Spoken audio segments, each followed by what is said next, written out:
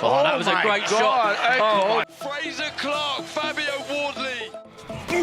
that's shot it. there from That's it. Korea. The biggest shot I have seen live. 2024 has been a knockout year for boxing, literally, and from jaw-dropping finishes to shocking upsets. This year kept fans on the edge of their seats. Let's relive the most electrifying knockout moments that left the crowd roaring and fighters cementing their legacy in the ring. Get ready to feel the adrenaline all over again. James McGuigan made the first defense of his Celtic lightweight title against Rashid Omar. Both fighters take to the centre of the ring and doing the usual, sussing each other out. That's it. Here in the opening few seconds.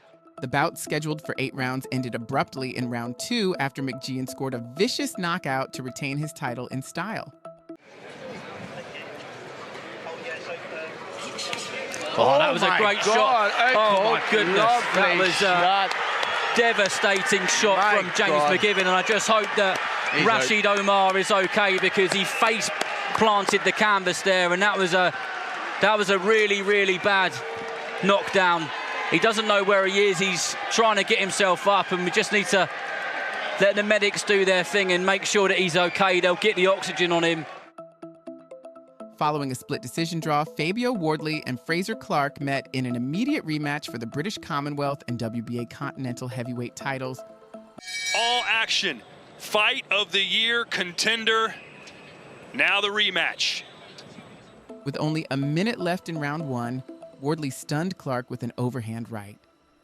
He's got to keep his composure now, Wardley. Oh. They call this round 13. They're picking up where they left off, and down goes Clark. Sensing that the end was near, Wardley went after Clark and finished him off, leaving no question who the better fighter was. Fraser Clark, Fabio Wardley. Take a bow. That was impressive. That's what we want to see. Heavyweight boxing, knockouts.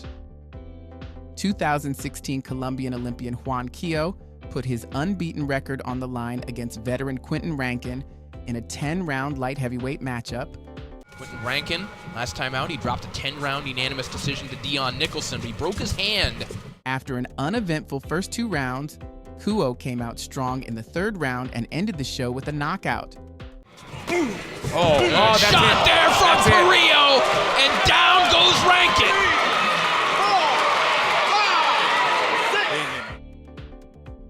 Following an impressive debut performance against Tyson Fury, former UFC heavyweight champion Francis Ngannou took on Anthony Joshua in his 2nd professional bout. How aggressive will AJ be? He knows if he can hit him with a good shot, Ngannou will go down. Ngannou showed an iron chin in the UFC.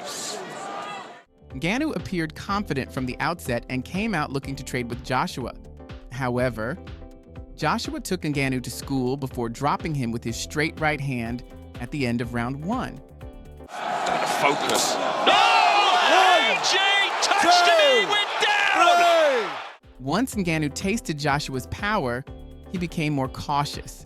Unfortunately for Ngannou, there was nowhere to run from Joshua's power. Ngannou was dropped for the 2nd time in round 2, and as soon as he rose to his feet, Joshua finished the fight with a brutal knockout. The biggest shot I have seen live. What a right hand that was. Incredible, and you can see the leg completely buckled. Young lightweights Daniel Garcia and Daniel Lugo squared off in a scheduled 6-round bout. He does his camp in Denver, his hometown. After fighting on their cards, bout. Both men met at the center of the ring and looked to establish dominance. But with just over a minute left in the 1st round, Garcia landed a crushing shot to earn a 1st-round knockout. And drops him, buckled him. Oh my! And he's done. Lewis Crocker and Jose Felix squared off for the vacant WBO Intercontinental Welterweight Championship. Following a slow start, the fight exploded into life in the 4th round.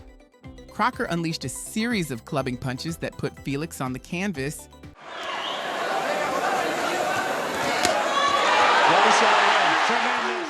Felix somehow managed to hang in there until the end of the round, but the fight wouldn't last much longer as Crocker stepped on the gas in the 5th round to produce a knockout.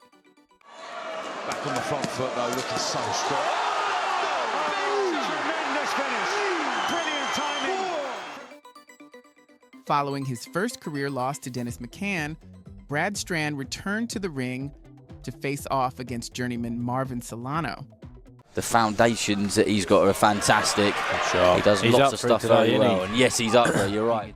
Strand had no trouble against Solano as he easily controlled the fight and dictated the pace of the action.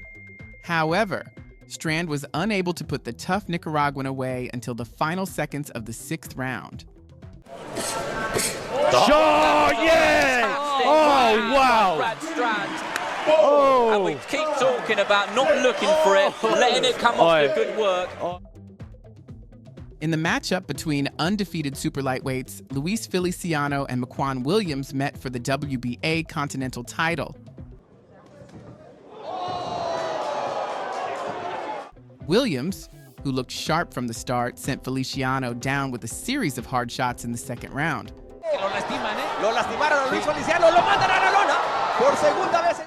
Feliciano jumped back to his feet only to be floored immediately.